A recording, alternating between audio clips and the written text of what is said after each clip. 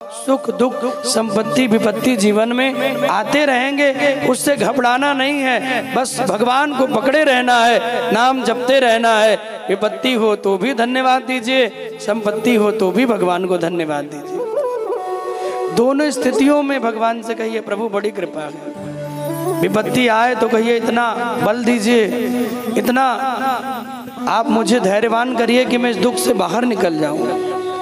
और सुख आए तो भगवान से कहो प्रभु इस सुख में मेरी बुद्धि बिगड़ न जाए, इतनी कृपा बनाए रखना।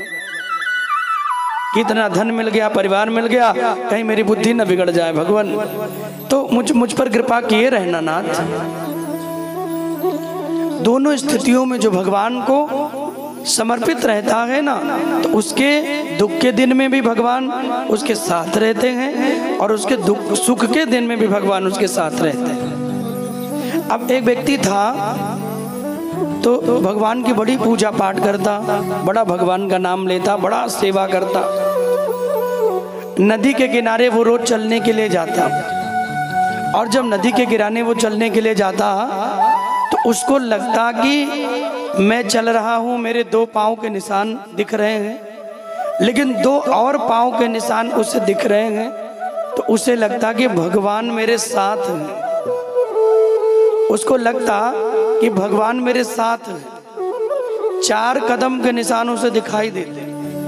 धीरे धीरे धीरे धीरे समय गुजरा, सुख का आनंद का समय गुजरा, तो जीवन में दुख आया। और जब जीवन में दुख आया तो उस समय जब वो भ्रमण के लिए जाता तो उसे लगता कि अब 2 ही पैर हैं,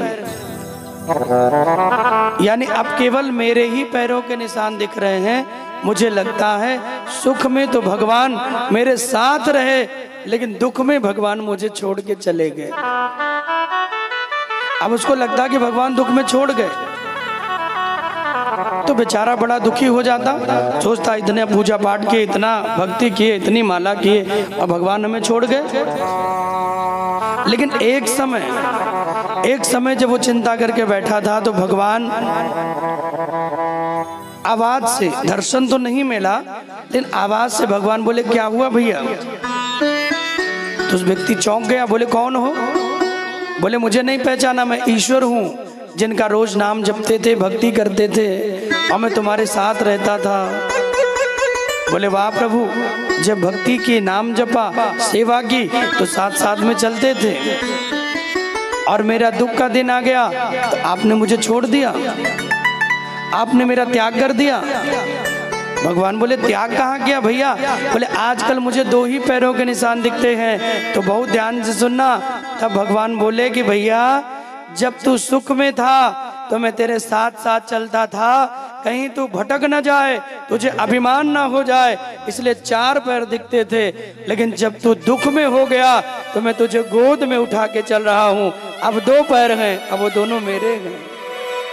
बस तुझे इस बात का एहसास नहीं हो रहा है कि मेरे प्रभु मेरे साथ हैं।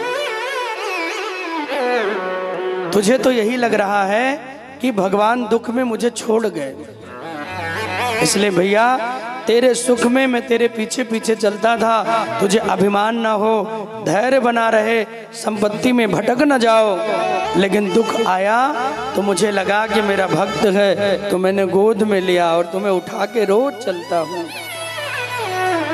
इस दुख से भी पार करने की जो शक्ति है वो भगवान में है। इसलिए सुख भी जीवन में आए तो भी भगवान को धन्यवाद करिए, दुख जीवन में आए तो भी भगवान को कहिए प्रभु इससे उबरने की हिम्मत देना। और वो नाम, वो भक्ति, वो किया गया सेवा दुख में आपके काम आने वाला है। मैं चाहता हूँ कि आपके जीवन में भगवान के प्रति निष्ठा बने, भगवान के प्रति भाव बने। अब भले आज सुन के आप सब भूल जाओ, वो अलग बात है।